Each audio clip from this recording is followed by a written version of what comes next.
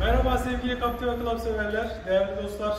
Uzun bir aradan sonra tekrar birlikteyiz.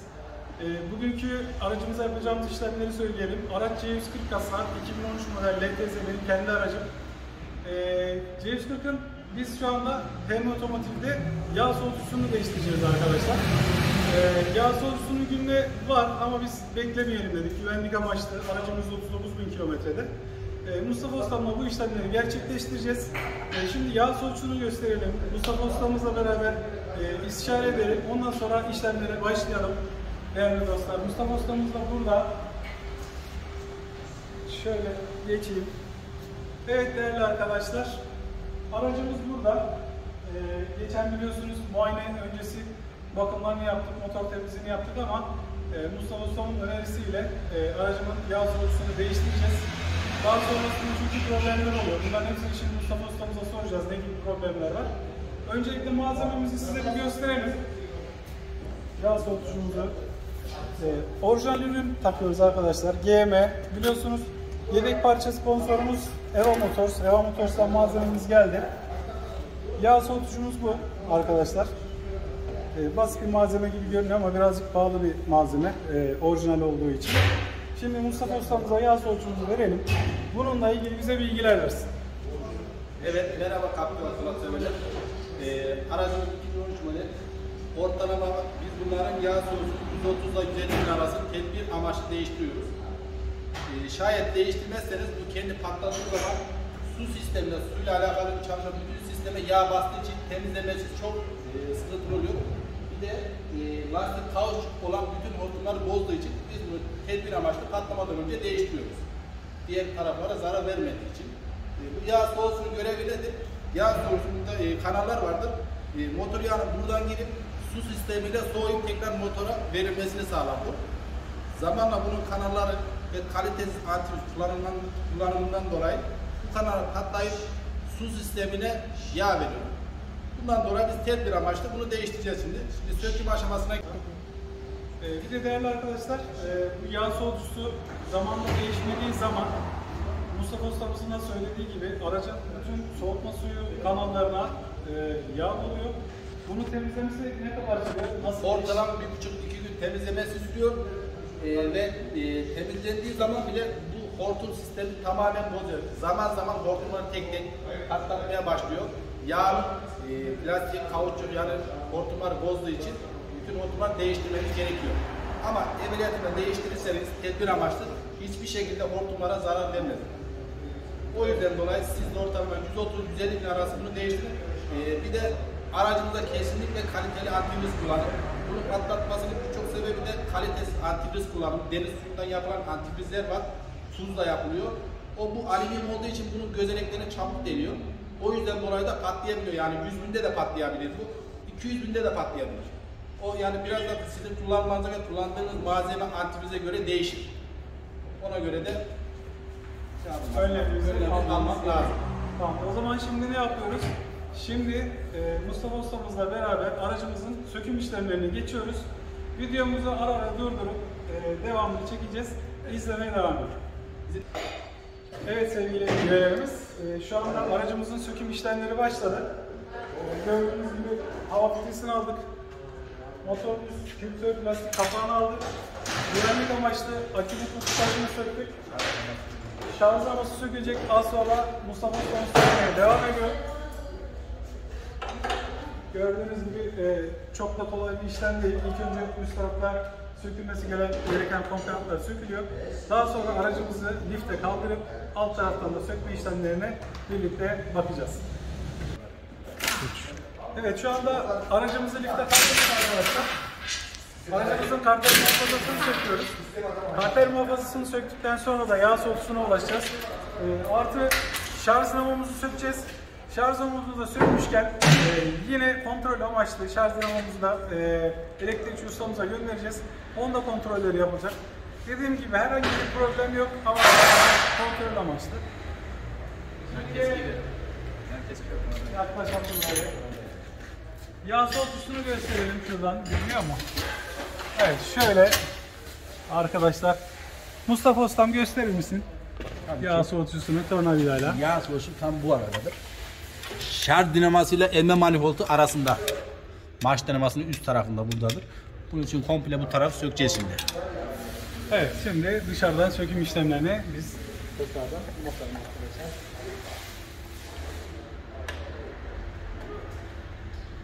Gördüğünüz gibi söküm işlemlerimiz başladı, devam ediyor. Emre Otomotiv'in küçük ustası Neşet ile tanıtalım. PM Otomotiv'in eli ayağı her şeyi. Onunla reklamını yapalım. Evet arkadaşlar, söylediğimiz gibi sponsor firmamızdayız. PM Otomotiv'deyiz. Mekanik bütün işlemlerimiz burada yapılıyor. Yedek parça, gelen bütün parçalarımız da Eva Motors'tan geliyor. Orijinal malzeme kullanıyoruz aynı şekilde. Evet, söküm işlemlerimiz devam ediyor.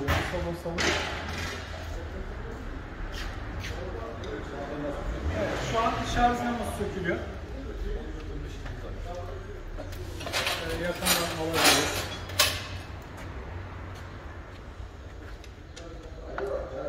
Aracım 139.000'de, şarj dinamosu daha önce hiç sökülmedi. O yüzden sökülmüşken kontrolleri yaptıracağız. Değerli dostlar, bir de bilgi vereyim sizlere. Böyle aracınızda bu tarz işlemler yapılırken lütfen şey yapmayın, yani ertelemeyin bazı şeyleri. Yani yağ soğutucusu illa yağ su karıştırsın, yağ karıştırsın diye beklemeyin. Mesela şarj dinamosu aynı şekilde sökülüyor. Beklemeyin, kontrollerini yaptırın. Daha sonradan çok fazla ücretler ödeyeceğinize cüzi miktarlarda kontrollerini yaptırıp önleminizi alabilirsiniz. Ya bu sizi yolda kalmaktan kurtarır. Daha önce de maaşlamamın bakımını yaptırmıştım zaten. Yani böylelikle kafanızda hiçbir soru işareti kalmayacak arkadaşlar. Yani gereken bakımlar, her şey yapılacak.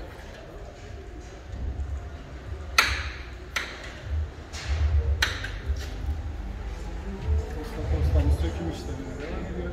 Motor çökeceğiz. Evet, indirip motor kulağı sökülecek.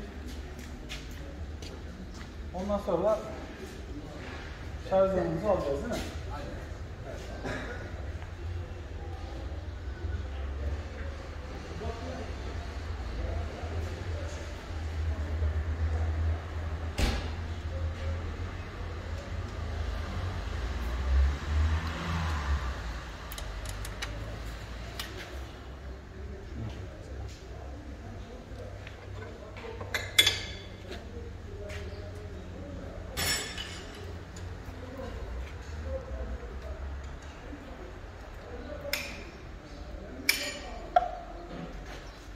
Bu arada sayfamızla ilgili bilgi verelim dostlar. Bildiğiniz üzere Facebook bizim 12.000 kişilik sayfamızı hiçbir sorunla cevap vermeden dondurdu. Biz de yenisini açtık. Yeni sayfamızın linkini aşağıda sizlere vereceğim arkadaşlar. Yeni sayfamızın linkinden ulaşabilirsiniz. Aracımızın için ses biraz fazla devam ediyor.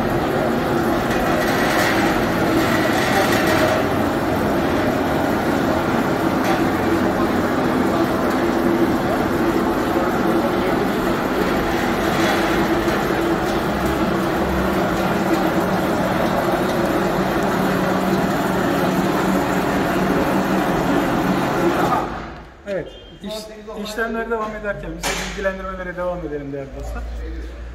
Söylediğimiz gibi Facebook sayfamızı dondurdu Facebook bir süreliğine.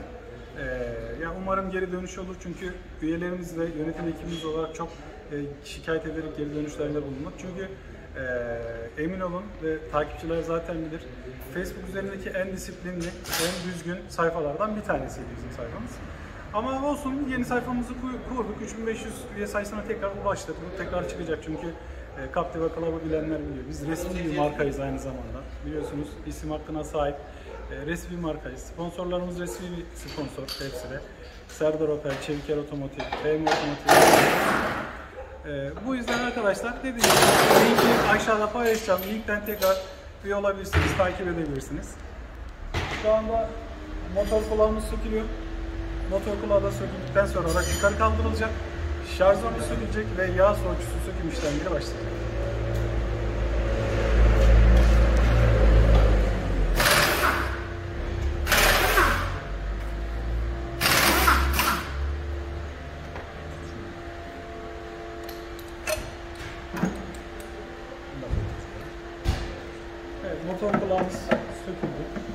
aracımızı kaldırabiliriz. Evet, ben ustama yardımcı olayım, aracı ben kaldırayım.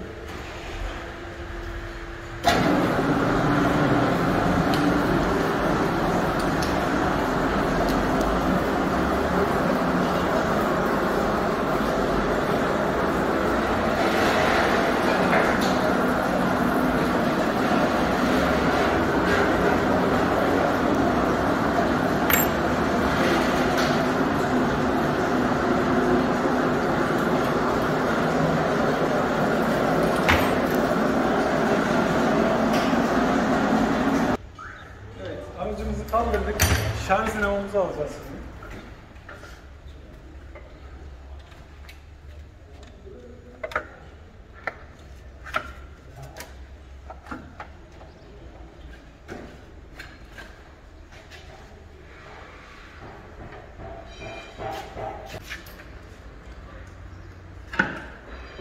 Sökmek değil de yerinden dışarı çıkartmak lazım.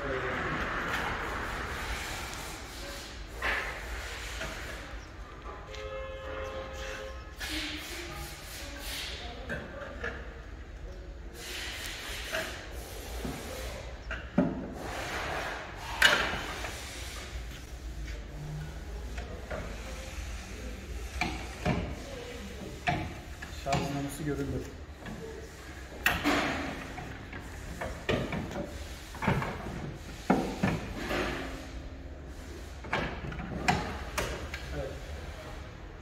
Şarj dinamomuzu alalım. Evet arkadaşlar, şarj dinamosu hakkında da kısa bir bilgi vereyim sizlere. Şarj dinamosu nedir arkadaşlar? Biliyorsunuz aracımız DC voltajla çalışır. Akümüz DC olarak şarj olur. Ama bu aldığı mekanik enerjiyi arkadaşlar elektrik enerjisine çeviren bir motordur. Yani mekanik olarak buradan kayışla döner belli devirlerde ve buradan şuradaki soketten şöyle göstereyim. Buradaki soketten de aracımıza DC voltaj olarak çıkış yapar. Çünkü bunun içerisinde köprü diyot dediğimiz çevirici vardır. AC voltajı DC voltaja çevirir ve aracımızın aküsünün şarj olmasını sağlar. Aynı zamanda da çalışır durumdayken aracımızın üzerindeki bütün elektriksel sistemlerin çalışmasına devamlılığını sağlar. Biz şimdi şarj dinamomuzu elektrikçimize göndereceğiz. Şarj dinamomuza kontrolden geçecek. Toplanırken daha sonra daha sağlıklı bir şekilde takıp kullanmaya devam edeceğiz. Şu anda yağ soğutusunu sökecek. Mustafa Ustam sökerken ben de şarj dinamosunu elektrikçimize göndereceğim.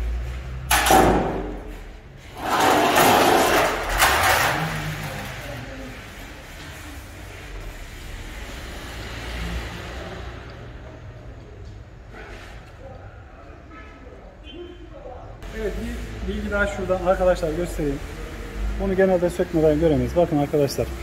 Orijinal GM şarj dinamomuz ve 14 volt şarj gerilimimiz var burada ve 140 amper. Akülerimiz 100 amper ya arkadaşlar. Yani 140 ampere kadar bu şarj edebiliyor.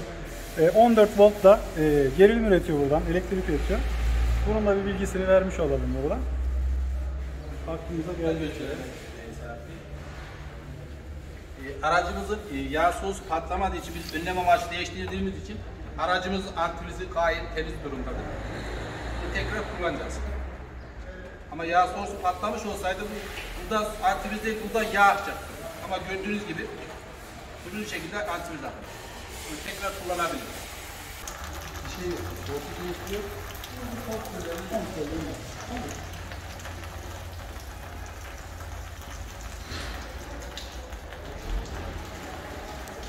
Bir de şu ayrıntıyı Mustafa Ustam'a soralım arkadaşlar. Şimdi pembe antifrizle mavi antifriz arasındaki farkı soralım. Bunu soranlar çok oluyor. Ya da aracının mavi antifriz koyamıyor, kırmızı koyamıyor. Mustafa Ustam ikisinin arasındaki fark nedir? Bu antifrizin yoğunluğu daha fazladır. Bu antifrizin eski model 2000-2005 arası araçlara koyduğumuzda çözünürlüğü daha fazla olduğu için çürümeye yüz tutmuş malzeme daha fazla çürümesine sebep veriyor. Ama bu yeni model araçların antifrizi budur. Şimdi şöyle bir şey söylerim.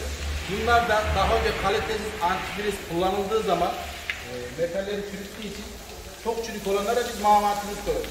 Çünkü onun çözünürlüğü daha düşük olduğu için fazla zarar vermediği için.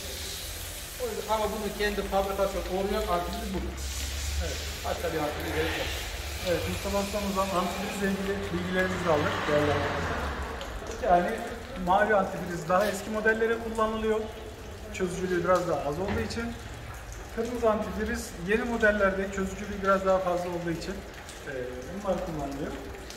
Şu anda antifriz boşaltma işlemimiz devam ediyor. Evet arkadaşlar, yağ soğutucumuzu Mustafa Ustamız şu anda dışarı alıyor.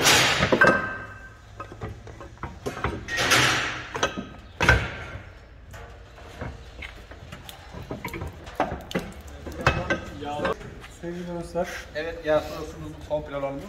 Soğutucumuz burada. Şimdi bunu sökeceğiz civatalarında. Komple soğutucu ve burada olan orik takımını komple değiştireceğiz. Evet. Bunu komple bir yıkayacağız tertemiz. Ondan sonra montaja gideceğiz. Evet arkadaşlar. Yıkandıktan sonra montajda ürünümüzün çekimlerine devam edeceğiz.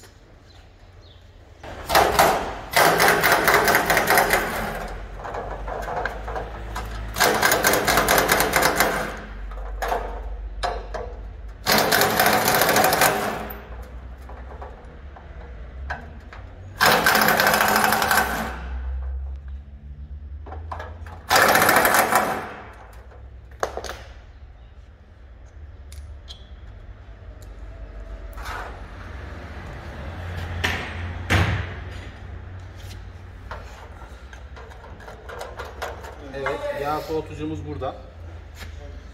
Bunlar gördüğünüz gibi contalar. Antifriz o kadar temiz kullanılmasına rağmen bunda bile korozyon başlamış. O yüzden dolayı ortalama 130-150 bin arası bunu değiştirmeniz çok önemli. Gördüğünüz gibi çıkan antifrizi gördünüz. Korozyon başlamış.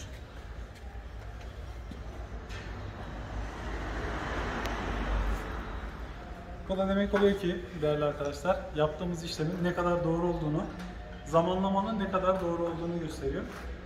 Değil mi Mustafa Usta? Aynen doğru. Evet, yani kontrol kesinlikle şart ve değişim şart arkadaşlar. Daha sonra temizliğimiz yapılacak. Temizlik yapılırken devam edeceğiz. Yeni yağ soğutucumuz o-ringlerle birlikte gelecek ve toplam aşamasına gideceğiz. Tamam. Evet arkadaşlar, yağ soğutucumuzun gövdesi şu an temizlendi. Mustafa Usta bunu benzinle güzelce temizledi arkadaşlar. Bakın yuvalarını şöyle göstereyim size. Kanalları, conta kanallarını vesaire. Biz de incelemiş olalım bunu aynı zamanda. Şurası yağ filtremizin takıldığı yer. Bu yağ soğutucusunun gövdesi arkadaşlar. Burada bir tane check-valve benzeri bir şey var, demek ki belli bir basınçla açıyor, gönderiyor. Biz de bu arada bunları incelemiş olalım. Bu şekilde. Sonra contalarını takıp yeni yağ soğutucusunun üstüne takacak. Şimdi Mustafa Ustamız arabanın altındaki yağlı gövdeleri temizliyor.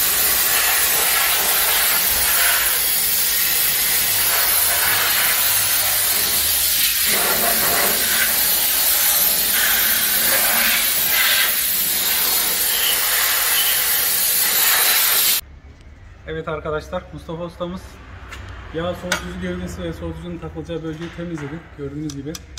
Bakın şu üstler. Buraları güzelce benzinle temizledi. Şimdi birazdan toplama işlemine geçeceğiz. Mustafa Usta gereken her şeyi tek tek puzzle gibi toplayarak geri yerine yerleştirecek. Şimdi ekipmanları yerine koyalım. Şu şekilde.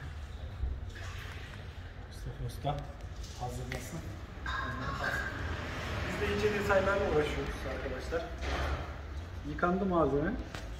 Ama şöyle yakından göstereyim size. Bakın tam zamanında sökülmüş. Buralarda hep inceden korozyon vardı. Buraları benzinle yıkadı Mustafa Usta. Güzelce temizledi. O-ringlerin yataklarını görüyorsunuz.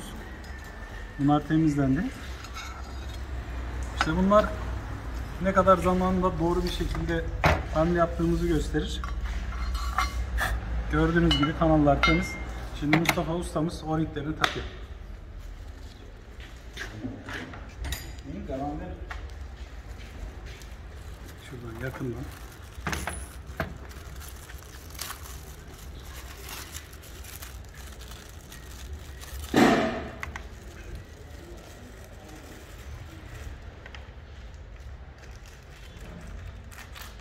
arkadaşlar bu işlemi yapmasaydık belki 1000 belki 2000 kilometre sonra, belki de 5000 kilometre sonra şu an 2500-3000 liraya mal edebileceğimiz bir durumu belki de 7-8 bin lira, 10 bin lira varan bir masrafla karşılaşıp daha çok paralar gidecek cebimizden. Çünkü bildiğim kadarıyla orijinal üst hortum bile 1000 lira civarı değil mi? Evet, doğrudur. Yani o hortumlar bile bayağı pahalı arkadaşlar. Yağ soğutucusundan kaçak olduğu zaman hortumların hepsi çöp oluyor, öyle söyleyeyim size. Özelliğini kaybediyor. Ve bir o kadar da birkaç gün uğraştırıyor. Su temizliği vesaire. Evet, meşhur yağ soğutucumuz geldi. Onu da şöyle gösterelim tekrardan arkadaşlar. Bakın. Orijinal bandrollü GM yağ soğutucumuz.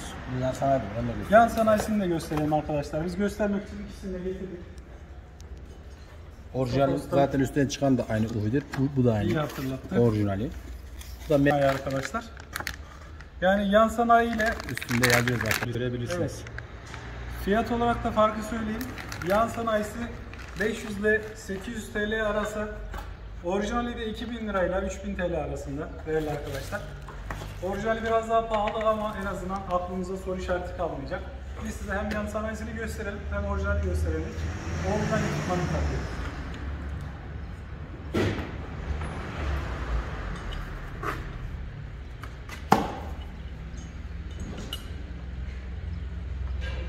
Mustafa ustamıza asistanlık yapalım biz de. Nasıl Mustafa ustam, bizden çırak olur mu? Direkt kalp olarak şey başlayabilirsiniz. Yani iş teklifini aldığım Mustafa ustamızdan kalfa olarak.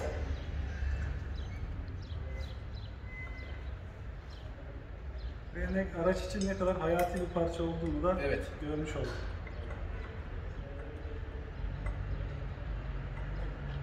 Normalde biraz önce akan antifriz pembeydi. Eğer yağ soğusu patlamış olsaydı su yerine şöyle yağ akacaktı sistemde. Patlamış vaziyette bu şekilde yağ.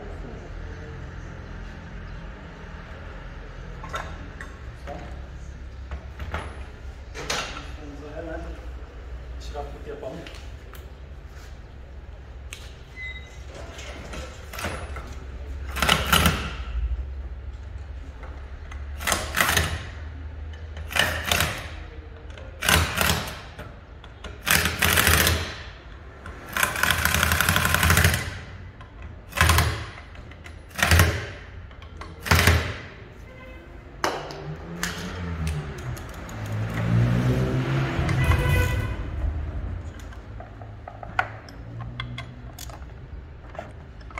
Yağ soğutucumuz, soğutucu gövdesini arkadaşlar 5 adet Torx başlı civatayla tutturuluyor.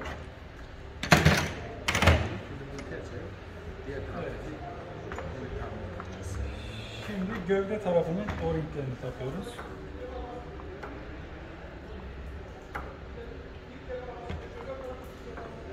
Üzerinden çıkan o-ringler arkadaşlar kullanılmıyor.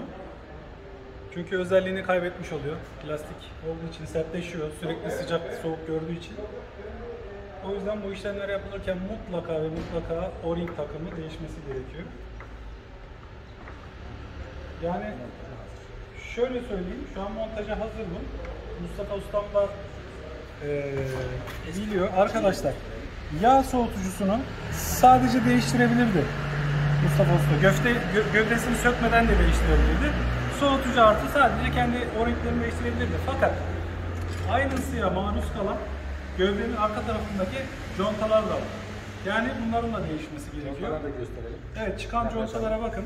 Aynı şekilde bu buradan çıkan conta ve contayı Evet. gördüğünüz gibi komple ezik ve korojen halinde. Bakın görüyor musunuz? Ve bu bakımlı bir aracın contası. Evet. Yani bu benim kendi aracım. Ona rağmen bakın conta hem gevremiş hem de korozyon başlamış. Korojen bağlamış, ezilmiş. Artık görevini Yerine getiremeyecek. yerine işte. getirdik, evet. Yani tam zamanında bir hamle yapmışız. Bunun için de ben Mustafa Usta'ma teşekkür ediyorum çünkü onun uyarıları ve önerileriyle biz bu işi yaptık. Bir problemimiz yoktu ama gördük ki yani birkaç bin kilometre sonra bayağı büyük bir problemimiz olacakmıştı. Bu sayede böyle bir teşhis sayesinde de ustamızın tecrübeleri sayesinde büyük masraflarından kurtulmuş olduk. minimum masrafla maksimum keyif süreceğiz. Mustafa Usta'ma da teşekkür ederim aynı zamanda. Evet, şimdi montaj aşamasına tekrar başlıyoruz gördüğüm kadarıyla. Contalarımız değişti, yeni yağ soğutucumuz değişti. Şu an geri topluyoruz, toplama aşamasına başlıyoruz. Kolay gelsin. Teşekkürler.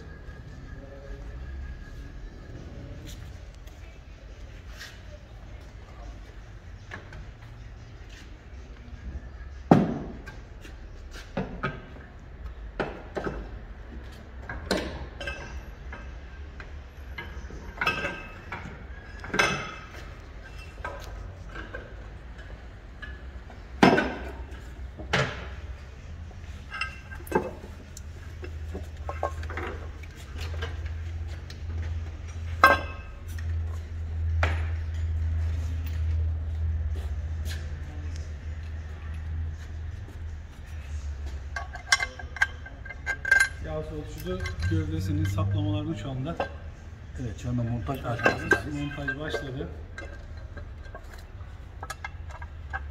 Az önce gösterdiğimiz gibi soğutucunun takılacağı gövdenin de temizliği çok önemli arkadaşlar ki o-ringler sağlıklı bir şekilde basabilsin.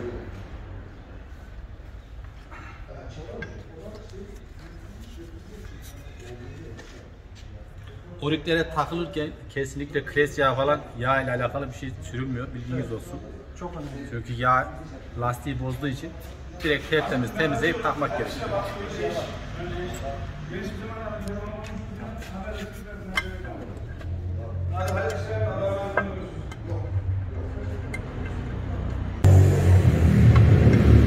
Sadece yağ soğutucunun kendisi de değiştirilebilirdi.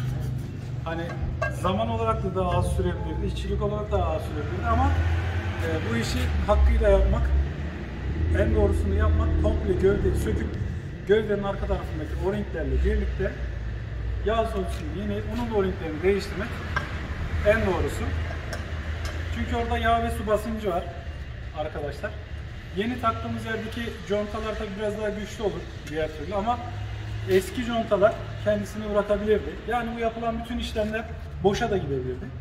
O yüzden en güzeli Mustafa Usta'nın yaptığı gibi hem yağ soğutucusunun hem de yağ soğutucusu gövdesinin o-ringlerini değiştirip temiz bir şekilde toparlamak.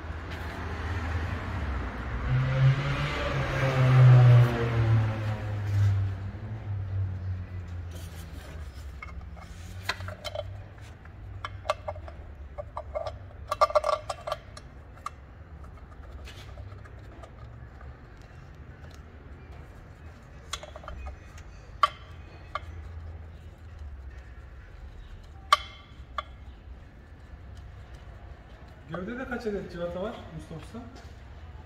Kaç adet cihaz var? 2, 4, 7 tane.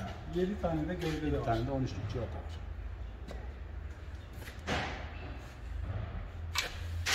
Evet arkadaşlar, böyle kıymetli bilgileri içeren videolar sadece Captiva Club'da var.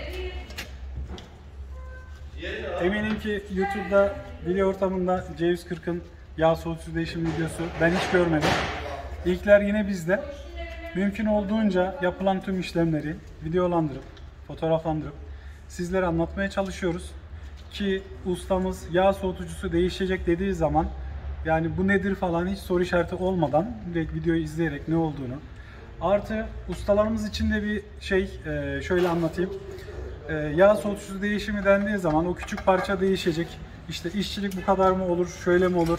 Hani rakamlar konusunda ustalarımız da biraz bu videolar sayesinde anlayış gösteriyorsunuz. Çünkü çok basit bir işlem değil. Yani bir tane yağ soğutucusu değişim için birçok yer sökülüyor. Çok emek veriliyor, çok zaman harcanıyor. Bu yüzden ustalarımız için de bence faydalı olacağını düşünüyorum, değil mi Mustafa Usta? Evet, doğrudur. Yani en azından nasıl yapıldığını görüyorsunuz. Burada işin en zahmetli kısmı emin olun bunu değiştirmek değil, bu soğutucu patlarında bu aracın sistemini temizlemek. Yani sistemini temizlemek bu soğutucuyu söküp değiştirmekten daha zahmetli bir iş. O yüzden dolayı da daha erken değiştirebilirsiniz. Evet. Hem sistem pis olmaması için hem zaman aşımından normalde eğer patlamış olsaydı bu arabanın burada ortalama 2 veya 3 gün kalması lazım temizliği, değişimi. Ama bu şekilde olduğu zaman sabah başladığımız zaman akşam aracımızı kesinlikle teslim ederiz. aracımızın sağlığı için her şey diyoruz. Evet.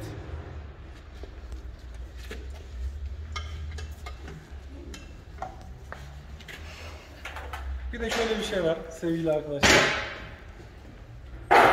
Araçlarınızı, Captiva'larınızı mutlaka işin ehli ustalara teslim edin.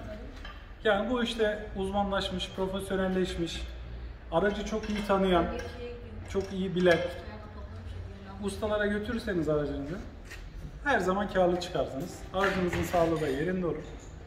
Biz demiyoruz ki Türkiye'nin her yerinden sponsorlara gelsin ama Ankara bölgesinde, İç Anadolu bölgesinde ya da Türkiye'nin her yerinde kim nasıl isterse sponsor firmalarımız Ankara'da var, İzmir'de var, Kocaeli'de var. Yani gönül rahatlığıyla hepsine gelebilirsiniz. Gelemiyorsanız da mutlaka bölgenizdeki ustalarınızın iyi referansları olsun. Bunu söyleyeyim size. Daha sonra çünkü dediğim gibi işte 1000 liralık masraflar 10.000 lira, 15.000 lira çıkabiliyor. Yani işin ehli ustalara göstermenizde, götürmenizde fayda var her zaman.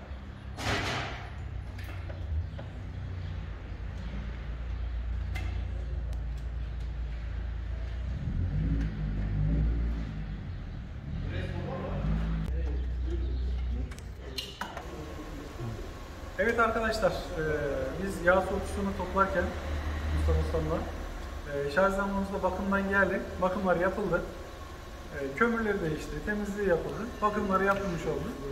Bunu da temiz bir şekilde, problemsiz bir şekilde yerine takacağız. Mustafa Ustam'ıza şarj dinamomuzla teslim ediyoruz. Hayırlı olsun. Teşekkürler. Al mikroları. Evet, şimdi arkadaşlar toplama işlemine başladık. Yağ soğutucumuz değişti, gövdesi temizlendi, contalar değişti. Şarj dinamomumuzu yerine takarak devam edeceğiz.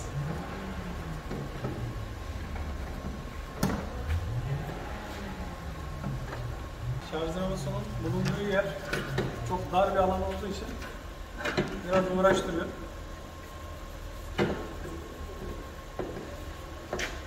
Mustafa ustamızı biraz yoracak. Bağlantıları yapılacak, hem mekanik cıvatalama işleri yapılacak.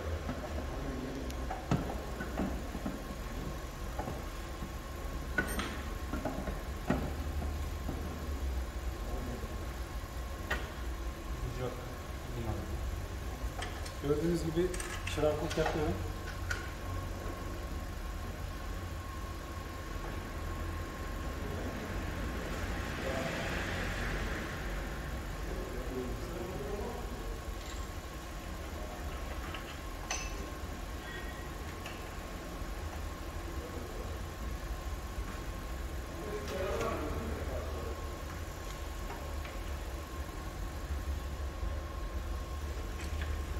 Şarj dinamomuz takılırken gergin rulmanı ve V kayışı da takılacak.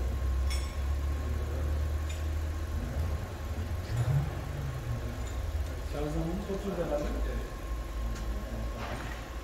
Şimdi cihata var. Cihaz kablosu var. Evet. Videonun başında da bahsettik arkadaşlar. Şarj dinamosu, marş dinamosu bunlar sökülürken bu işlemler yapılacağı için akünün kutup başını mutlaka sökmek gerekiyor. Güvenli bir şekilde bu işi yapmak için. Bunu da dipnot olarak tekrar hatırlatalım.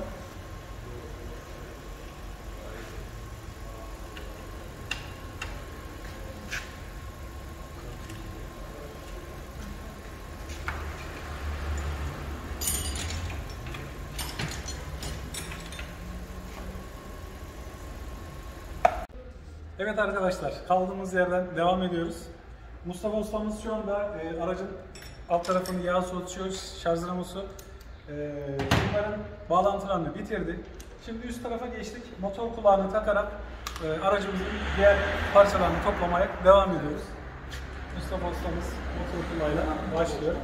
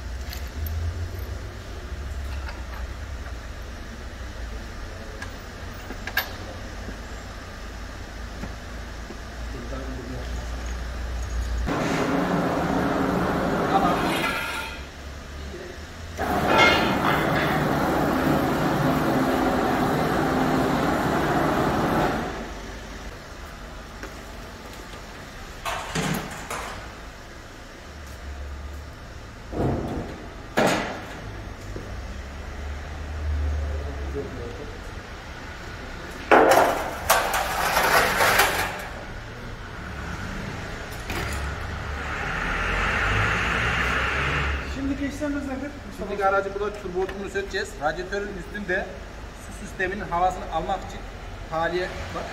Buradan su sisteminin havasını alacağız. Evet. Bu çok önemli değil mi? Yani çok önemli. Eğer aracın antifriz değişimi yaptığınızda veya ne bileyim yağ sorusu, radyatör değiştirdiğinizde buradan sistemin havasını almazsanız siz buradan antifrizi koyduğunuzda sistemin içinde hava basıncı kalır. Ve bu hava basıncı kaldığında hep araba hareket yapar, kaliferiniz ısıtmaz. Bu derece sıkıntılar olur. Buradan sistemin havasını alacağız şimdi antifrizi koyup. evet. Buradan yaklaşık görebiliriz. Şöyle bakalım. Buradan gösterebilirsin. Radyatörün bu tarafta üst kısmında tahliye vardır. Oraya açıp havasını alacağız birazdan. Üst tarafta. Evet.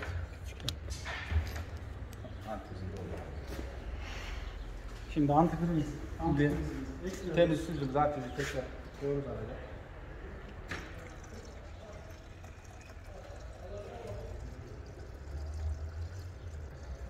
Antifrizimiz zaten temiz çıkmıştı arkadaşlar. Onu süzgeçten tekrar filtreleyerek geri kullanıyoruz. Yani ekstra bir daha antifriz almamıza gerek kalmadı.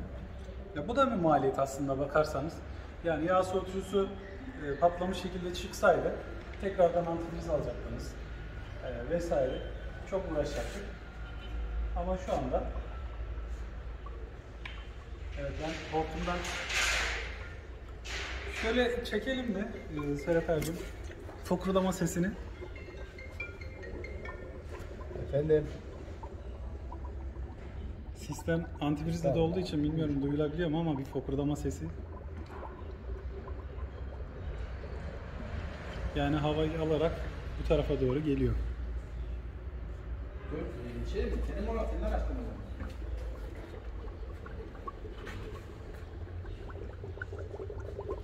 Evet oradan daha net duyuyor.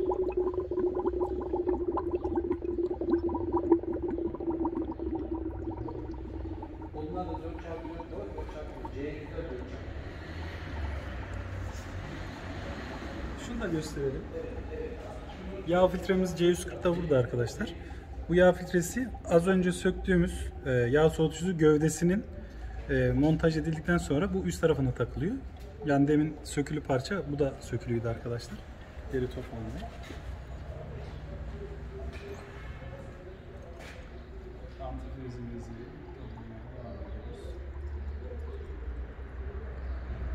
Kaç litre antifriz alıyor Mustafa Ustacığım?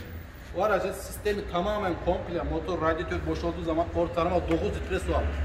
Ama siz antifriz değişimi zamanında buna ortalama 5-5,5-6 litre antifriz koymanız lazım. Değil mi? Oranlamak lazım. Tabii, komple antifriz de olmaz, komple su da olmaz. Evet. Konsantre yapmanız lazım. Komple antifriz de aslında zararlı. Evet, tabii ki. Yani üstüne okuduğunuz zaman bile antifrize Evet. suyla konsantre yapılması gerektiğini söyler. Ustamızdan böyle ince bilgiler, detaylı bilgiler de almaya devam ediyoruz. Arkadaşlar bir de şöyle söyleyeyim. Çekmemizi istediğiniz videolar olursa araçlarla ilgili onları da değerlendiririz. Yani bir sonraki videolarda onları da çekmeye çalışırız. Aklınıza takılan böyle görmek istediğiniz videoları bizimle mutlaka yazışarak ya da videoların altına yorum yaparak mutlaka söyleyin. Biz de onları değerlendirelim, ona göre yapalım. Aracımızı doldurduk. Aracın ben tahliyesini söktüğüm anda suyu tamamen çekti. Radyatörün üstündeki tahliye budur. Bunu sökmeniz lazım. Buradan su gelene kadar doldurmanız lazım. Şimdi tekrar ilave yapacağız. Bunlar çok önemli ve hassas bilgiler. Arkadaşlar. Su nereden gelecek şimdi usta? Orada tahliyeden gelecek. Şuradan çekelim o zaman şöyle. Şu anda gelmeye başladı zaten. Evet tam şurada, tam öyle göstereyim. Işığı da yakalım. Bakın Buradan- aileyi Buradan geliyor. Geldiği zaman buradan evet oradan kapatıyoruz. evet.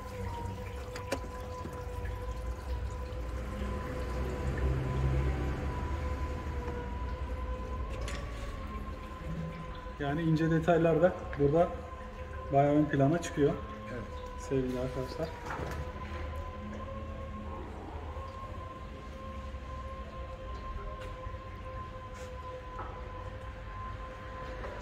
Söylediğimiz gibi güvenlik amaçlı bakın arkadaşlar, aracın artı kutbu sökülü.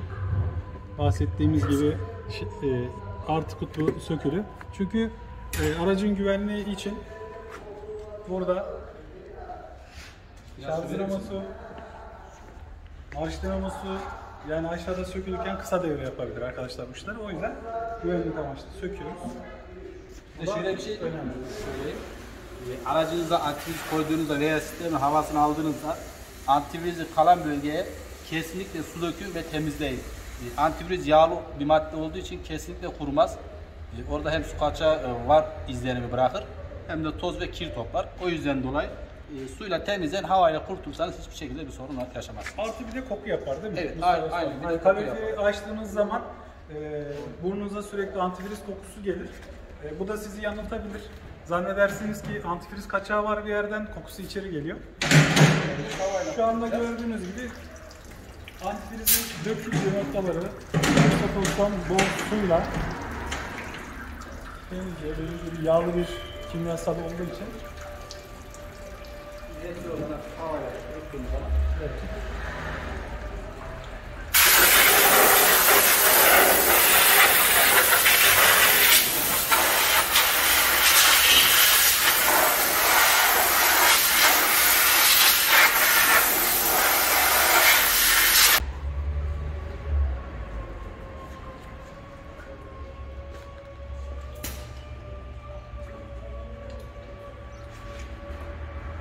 Bu işte işi ehli ustalarla, ağ güveni, işi bilen ustalarla bağlı. Benim otomotivden Mustafa ustamız da Captiva profesördür. Buradan açık söyleyeyim. Türkiye genelinde, Türkiye'nin her yerinden aracını göstermek isteyen, bakım yaptırmak isteyen üyelerimizin araçları da bu şekilde, bu titizlikle burada bakım yapılır, tamir yapılır ve güvenli bir şekilde teslim edilir. Sıra hava filtremize geldi. Evet, hava filtresinin montajını yapacağız ve ondan sonra aracımızı çalıştıracağız. Şimdi soranlar olacaktır, hava filtresini niye içine bakmıyorsunuz diye. Arkadaşlar bakım yeni yapıldığı için birkaç gün önce içini sökmeye gerek duymuyoruz. Çünkü yeni kullanılıyor malzeme. Soru işaretleri kalmasın.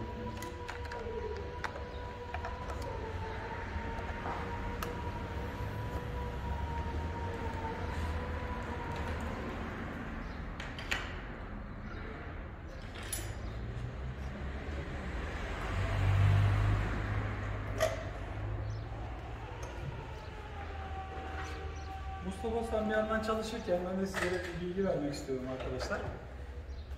Bakın şöyle gösterelim. C100'ler olsun, C140'lar olsun. Arkadaşlar yedek su depo haznesi. Bakın böyle temiz olacak arkadaşlar. İçi de temiz olacak. Etrafı da temiz olacak. Görebiliyor musunuz? Kırmızı antifrizi. Çoğunda mesela hep su kullanıldığı için komple çamur olur. Yani buralarda bile kahverengi kirlenmiş halini görebilirsiniz. O araçlar işte hararet yapıyor diyen arkadaşlar. Öncesinde sürekli su kullandıkları için çamura dönüşüyor. Sürekli antifriz kullanmakta fayda var. Bunu da bir dipnot olarak tekrardan belirtelim. Yine hatırlatalım. Captiva Club'da sadece bu videolar var. Captiva Club Facebook, Instagram ve YouTube'da var. Buradan araçlarımız hakkında birçok bilgiye sahip olabilirsiniz. Birçok videodan izleyebilirsiniz değerli dostlar. Facebook grubumuzda da çok güzel paylaşımlar, arkadaşlıklar, dostluklar, her şey mükemmel durumda. Söylediğim gibi videonun alt tarafında Facebook sayfamızın da linkini paylaşacağım. Tam burada altta. O şekilde sayfalarımıza üye olabilirsiniz, takip edebilirsiniz. Evet Mustafa Usta. Evet, tamam. Başka olarak aracımız çalışıyor. Evet. İlk marşımızı vereceğiz birazdan. Başımızı bağlıyoruz.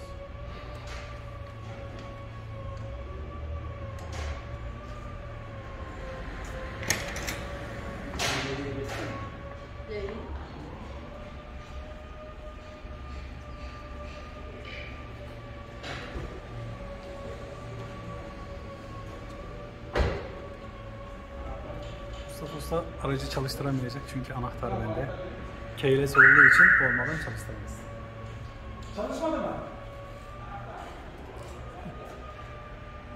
Anahtarımızı böyle yaklaştıralım, çalışsın.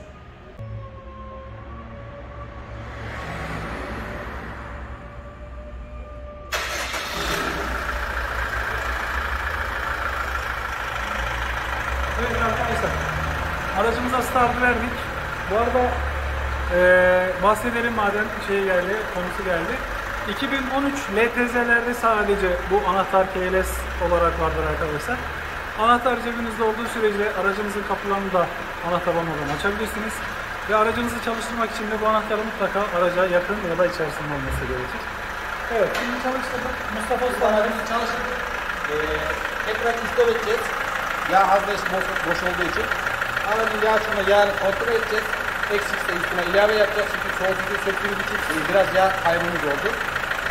Yağını ilave yapıp tekrar çalıştıracağız. Aracı fanlaştıracağız. Herhangi bir yağ kaçağı, su kaçağı var, onları kontrol edeceğiz. Eğer kaçak göçek yoksa arabanın kartelin odasını yan bakarıcı bağlayıp arabamızı indireceğiz. Şarj dinaması yapıldığı için tekrar aracın bir şarj ölçümünü yaptıracağız. Şarj etmesi normal. Mesela başkanımıza aracını teslim edeceğiz.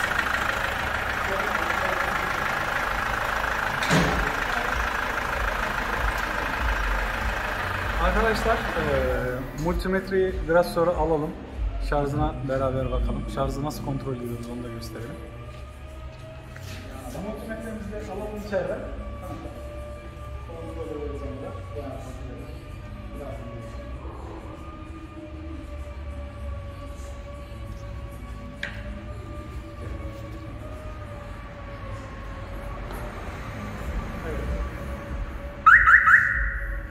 Ben tamamım diyorum.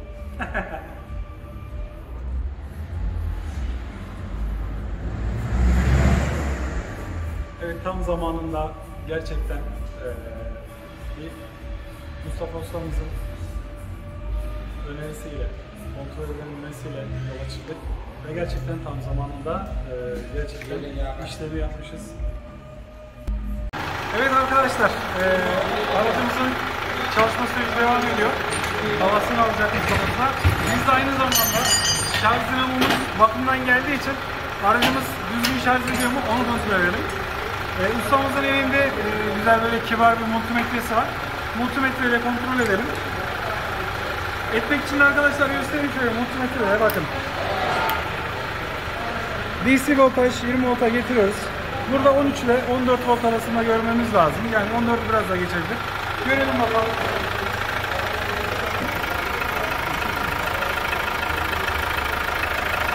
Evet, yaklaşık 15 volta yakın arkadaşlar.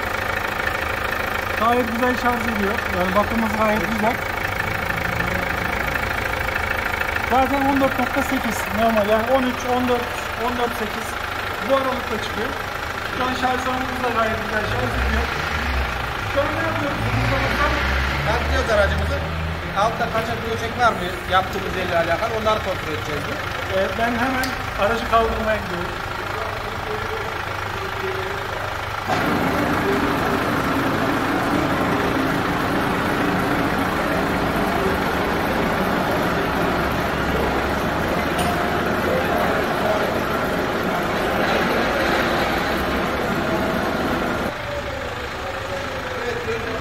Herhangi bir su kaçağımız veya yağ kaçağımız yok. Yıkadığımız gibi tertemiz duruyor. Araç çalışıyor şu anda.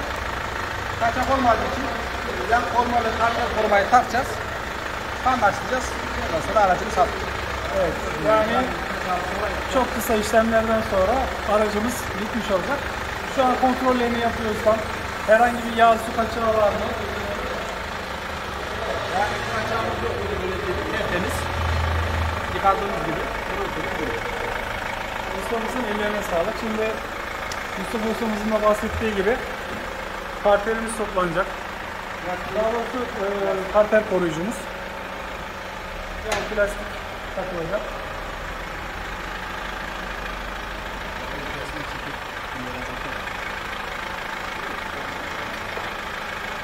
Şöyle biz de ışıkla bakalım. Şöyle yakından alabilirsek Bakın yağ soğutucunun olduğu yerler tertemiz. Herhangi bir yağ veya su kaçağı yok. Evet. Toplama işlemi devam ediyor.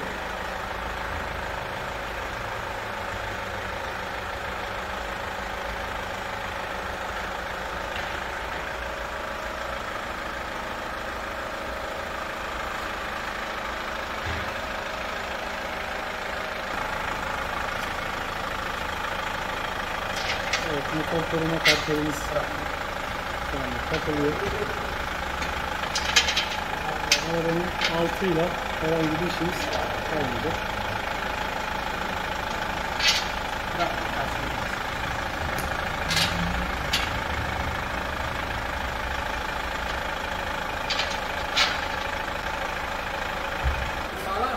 Evet, yağ karterimiz takıldı arkadaşlar. Karter koruyucumuz takıldı. Şimdi lastiğimiz takılıyor.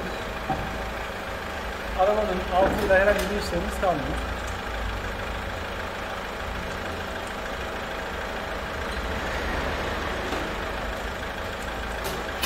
Sadece geriye aracın havasını almak,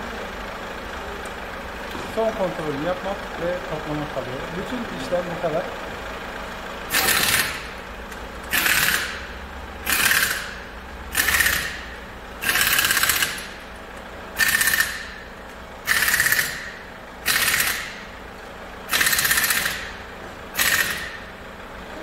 Mümkün olduğunca detaylara girmeye çalıştık arkadaşlar. Mümkün olduğunca detaylı anlatmaya çalıştık.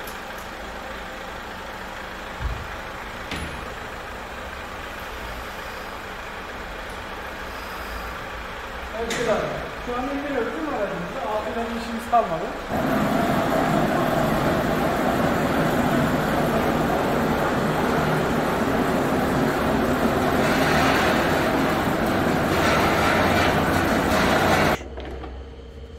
Evet arkadaşlar, hava alma işlemimiz bitti. Aracımızı biraz çalıştırdık, havasını da aldık. Şu an filtre plastik kapağını takıyoruz. Hava filtresinin bağlantılarını yaptık. Şimdi hortumlarını sıkacağız. Ve işlemimiz sona erecek. Evet değerli dostlar, yağ soğutucusu değiştirme işlemimiz sona erdi. Mustafa ustamız gereken tüm detayları halletti. Herhangi bir kaçak yok, hava yok, her şey yolunda. Mustafa ustamızın ellerine sağlık. Söylediğim gibi bu benim kendi aracım, 2013 LTZ C140. Hem otomotivde mekanik bütün bakımlarımızı, tadilatlarımızı yaptık. Eva Motors'tan yedek parça sponsorumuzdan da ekipmanlarımızı sağladık, malzemelerimizi sağladık. Mustafa ustamızın ellerine sağlık. Aracımız kendine geldi. Mustafa ustamız son olarak ne kadar sürdüğünü işlemin, bunları size bahsedecek bunlardan ve kapanış konuşmasını yapıp videomuzu sonlandıracağız. Aracımızın işlemi ortalama 4-5 saat civarı sürdü. Bu kadar sürmesinin sebebi soğutucunun patlak olmaması. Eğer soğutucu patlak olup suya yağ vermiş olsaydı bu işlem ortalama 2 gün civarı sürecekti. Değişimi, temizliği. Ama bu direkt değişim olduğu için o kadar sürmedi. Şu anda aracımız bitti.